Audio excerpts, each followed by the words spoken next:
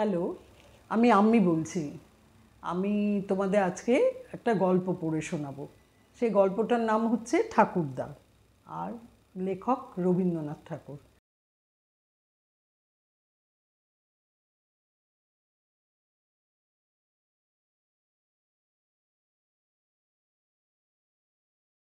তো প্রথমে আমি তোমাদের গল্পটা সম্পর্কে বলে দিই, তোমরা পুরো গল্পটা কিন্তু এমনি পড়ে নেবে, কারণ না পড়লে কোথা থেকে ওর কোয়েশ্চেন আনসারগুলো লেখা হবে সেগুলো তোমরা বুঝতে পারবে না।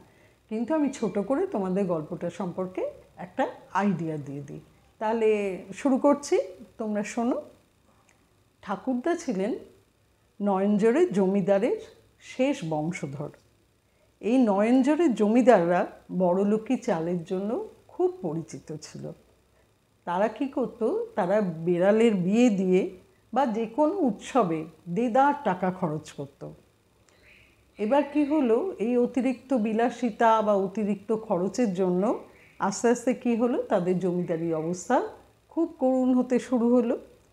এবং এমন একটা সময় এলো যখন কৈলাসবাবু, এই নয়নজোড়ের জমিদারের যে শেষ বংশধর কৈলাসচন্দ্র রায়চৌধুরী, তখন উনি যখন জন্মেছেন তখন জমিদারির অবস্থা খুব করুণ হয়ে যায়।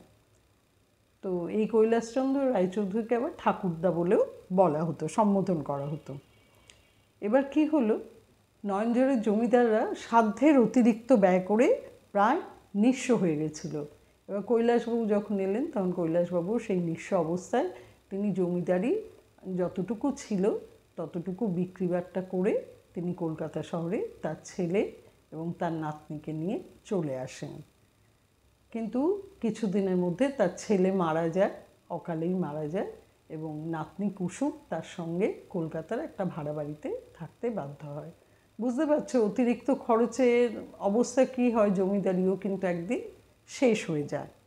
এবার যিনি এই গল্পটা বলছেন তাকে আমরা গল্প কথক বলবো। তো এই কথক ছিলেন ঠাকুরদার প্রতিবেশী। এই কথকের বাবা, তার বাবা নিজে অনেক কষ্ট করে তিনি উপার্জন করেছিলেন, আর উত্তরাধিকার সূত্রে কথক মশাই সেই সম্পত্তির মালিক। এবং তার বাবা তাকে কিন্তু উচ্চশিক্ষিত করেন এবং জীবন ধারণের জন্য উত্তরাধিকার সূত্রে তিনি অনেক টাকা রেখে যান, যাতে কথকের জীবন ভালোভাবে চলে যেতে পারে। তাহলে দেখো দু দলের মধ্যে কীরকম সাদৃশ্যের অভাব। একদল টাকা থাকাতে তারা অতিরিক্ত খরচ করে জমিদারিটা লাটে তুলে দিল, এবং অবশেষে যিনি জমিদার বংশের যিনি নাতি তাকে কিন্তু বেরিয়ে আসতে হলো, একটা ভাড়া বাড়িতে থাকতে হলো। অথচ যিনি গল্প বলছেন সেই গল্প কথক, তার বাবা অনেক কষ্ট করে উপার্জন করেছিলেন এবং সেই উপার্জনের টাকা তিনি তার ছেলের জন্য রেখে যান। শুধু তিনি যেটা ছেলের জন্য করেছিলেন সেটা হচ্ছে ছেলেকে তিনি উচ্চশিক্ষিত করেছিলেন। তো ছেলের যাতে কোনো অসুবিধে না হয় সেটা কিন্তু তিনি করেছিলেন।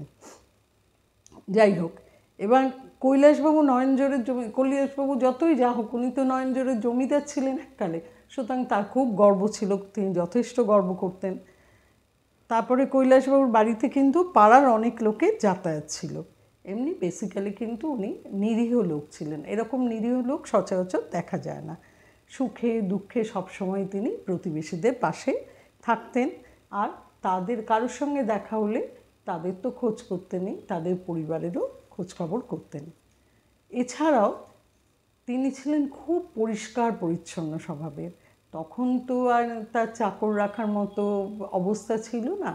তিনি কি করতেন, তার যা কাপড় চোপড়ের সংখ্যা খুব কম হলেও তিনি কি করতেন, সব কিছু পরিপাটি করে রাখতেন। চাদর বালিশ সমস্ত কিছু, তার সব কিছু বালিশের ওয়ারটা সমস্ত কেচে তিনি একদম পুরো ঝকঝকে তকতকে করে রাখতেন। আর সামান্য আসবাব তার ছিল, কিন্তু সেটাও এত সুন্দরভাবে রাখতেন যে ঘরটা খুব সুন্দরভাবে সাজানো থাকতো। তার জমিদারি লোপ পেলেও তিনি উত্তরাধিকার সূত্রে একটা দামি গোলাপ পাশ, আতরদান, সোনার রেকাবি, রূপোর আলবোলা, একটা দামি শাল ও সেকেলে জামাজোড়া আর পাগড়ি তিনি রক্ষা করতে পেরেছিলেন। বাড়িতে যখন কোনো উৎসব হতো তখন তিনি এগুলোকে ডিসপ্লে করতেন, বার করে রাখতেন, যাতে বোঝা যায় তিনি জমিদার বংশেরই লোক। কৈলাসবাবু খুব সরল মানুষ হলেও তার অহংকার কিন্তু কথায় কথায় ঝরে পড়তো। আর কারণ তিনি নয়নজোড়ের জমিদার বংশের উত্তরাধিকারী হওয়ায় তার মধ্যে এইটুকু তো থাকবেই, কিছু করার নেই। তো পাড়ার লোকেরা কিন্তু সবই বুঝতে পারতেন, কিন্তু তারা এই অহংবোধকে জেনে শুনে প্রশ্রয় দিতেন। কিন্তু গল্পকথকের কিন্তু খুব বিরক্তি লাগতো, তিনি অসহ্য বোধ করতেন। পাড়ার লোকেরা কিন্তু ঠাকুরদাকে ভালোবাসতো বলে কোনো অসম্ভব কথাতেই প্রতিবাদ করতো না। আর ঠাকুরদা মানে কৈলাসবাবু, তিনি কখনোই বুঝতেই পারতেন না যে অন্য লোক কিন্তু তার কথা অবিশ্বাস করতে পারে।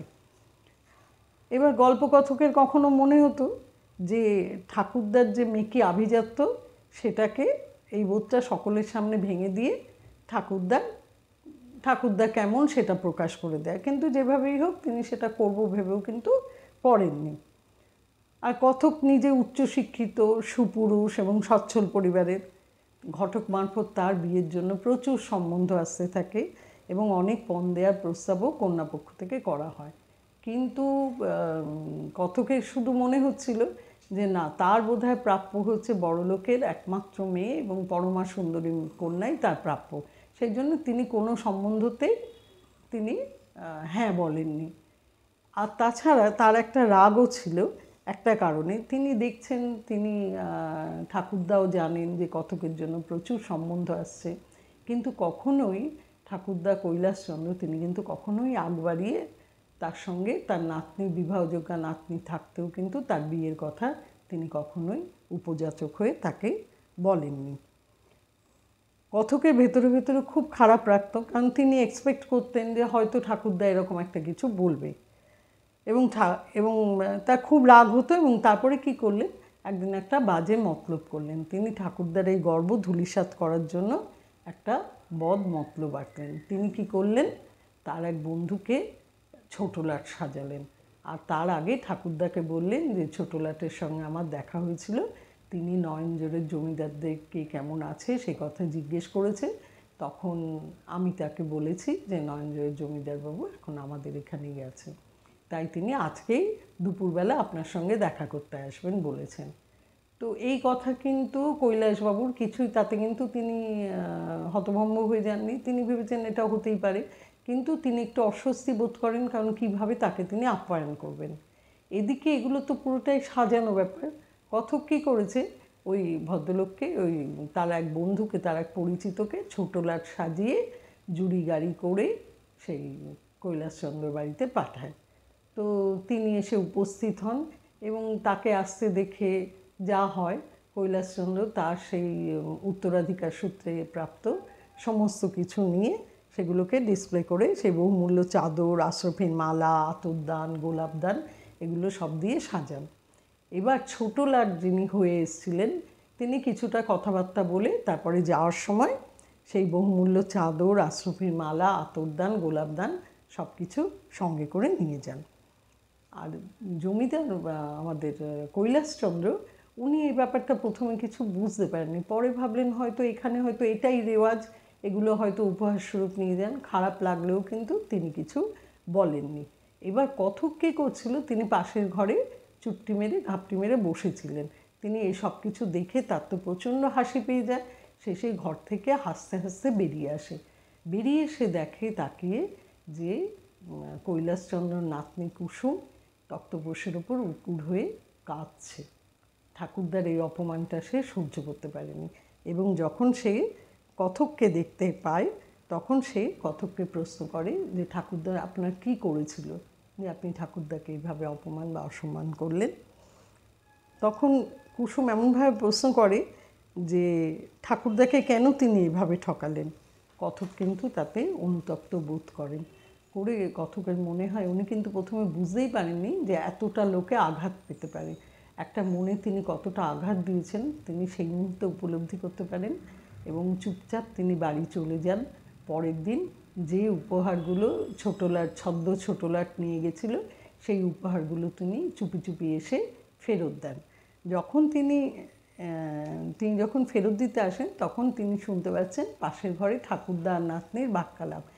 নাতনি কিন্তু ঠাকুরদাকে একবারও বুঝতে দেয়নি যে ছোটলাটের পুরো প্লটটাই, যে ঘটনাটা ঘটেছিল পুরোটাই কিন্তু মিথ্যে।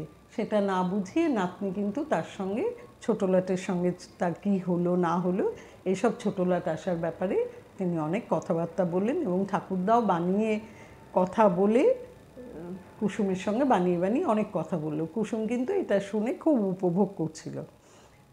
তখন কথক বুঝতে পারলেন যে একটা ছোট্ট মেয়ের ঠাকুরদার প্রতি এত সম্মান এবং ভালোবাসা কথকের হৃদয় জয় করে নেয়। তিনি তারপরে কী করলেন, পরবর্তী পর্যায়ে তিনি ঠাকুরদাকে প্রণাম করেন এবং ঠাকুরদার সব গল্প মনোযোগ দিয়ে শোনেন এবং অন্য লোকদের মতোই বৃদ্ধের সকল কথায় তিনি সায় দিলেন। পরে যখন পাড়ার লোকেরা চলে যায় তখন তিনি ঠাকুরদার কাছে বললেন যে আমার হয়তো বংশগৌরব আপনাদের নয়নজোড়ের জমিদারের বংশগৌরবের সঙ্গে আমার বংশগৌরবের কোনো তুলনা করা যায় না, তবে তবুও আমি আপনার কাছে একটা প্রস্তাব রাখতে চাই, আমি আপনার নাতনি কুসুমকে বিয়ে করতে চাই। ঠাকুরদা এই কথা শুনে প্রচণ্ড খুশি হলেন এবং তিনি জড়িয়ে ধরে বললেন যে তিনি গরিব, তবে তিনি অত্যন্ত ভাগ্যবান এবং কুসুমও অত্যন্ত ভাগ্যবতী যে এমন বড় সুপাত্রের সন্ধান পেয়েছে। আর ঠাকুরদার চোখ দিয়ে জল পড়তে লাগলো। কথকের তখন বোধোদয় হলো যে যখন তিনি বৃদ্ধকে অপদস্থ করার চেষ্টা করছিলেন তখন কিন্তু বৃদ্ধ তাকে সৎপাত্র ভেবে একান্তভাবে কুসুমের জন্য প্রার্থনা করছিলেন। ঠাকুরদার বংশমর্যাদা নিয়ে দুর্বলতা থাকলেও ঠাকুরদা কিন্তু কখনো তার প্রকৃত অবস্থা সম্পর্কে ভুলে যাননি। তো এই পুরো গল্পটার মধ্যে যেটা বোঝা গেল সেটা হচ্ছে নয়নজোড়ের জমিদার যিনি ঠাকুরদা, যাকে ঠাকুরদা বলে অভিহিত, উনি কিন্তু খুব সরল মনের মানুষ, কিন্তু কিছু তো করার নেই, একটা জমিদারির রক্ত তো তার শরীরে আছে এবং তিনি কখনোই তার পূর্বপুরুষরা যাতে অসম্মানিত হন সেটা তিনি চাননি। তাই অনেক কিছু তিনি বানিয়ে বানিয়ে বলতেন, অনেক পুরনো কথা, এবং নয়নজোড়ে এখনও গেলে এগুলো পাওয়া যাবে ইত্যাদি ইত্যাদি অনেক কথা তিনি বলতেন। সেটা হয়তো বাইরের লোকের কাছে দম্ভ অহংকার বলে মনে হলেও ঠাকুরদা কিন্তু তার পূর্বপুরুষদের কখনোই অপমানিত বা ছোট করতে চাননি, কিন্তু তিনি তার নিজের প্রকৃত অবস্থা বুঝতেন। তবে তিনি কুসুমের জন্য কথককে সৎপাত্র ভাবলেও ঠাকুরদার যে বংশের রক্ত তাতে কিন্তু তিনি উপযাচক হয়ে কখনো কারো কাছে কোনো কিছু প্রার্থনা বা অনুরোধ তার কাছে করতে চাননি, এটা তার বংশমর্যাদায় বাধে। তাই তিনি কিন্তু কুসুমের জন্যে এমন সৎপাত্র পেয়েও কিন্তু তিনি তার কাছে কোনো প্রস্তাব দেননি। এটাই হলো মূল গল্পটা। তা আমি তোমাদের পুরো গল্পটা বলে বুঝিয়ে দিলাম, তোমরা একটু ভালো করে গল্পটা পড়ে নিও, তাহলে দেখবে আরও ভালো লাগবে। কথাগুলো খুব সুন্দর, ভালো লাগবে। আর আশা করি তোমরা বুঝতে পেরেছো। এখন একবার পড়লে পুরোটাই তোমাদের পরিষ্কার হয়ে যাবে। আর যদি তোমাদের ভিডিওটা ভালো লেগে থাকে তাহলে লাইক, শেয়ার এবং সাবস্ক্রাইব করো। আর যে জায়গাগুলো তোমরা বুঝতে তোমাদের অসুবিধে হচ্ছে তোমরা কমেন্টস বক্সে আমাকে লিখে জানিও। এর পরের ভিডিওতে আমি তোমাদের ঠাকুরদা গল্পের প্রশ্ন উত্তর নিয়ে আলোচনা করব। আজকে তাহলে এই পর্যন্ত, ভালো থেকো তোমরা।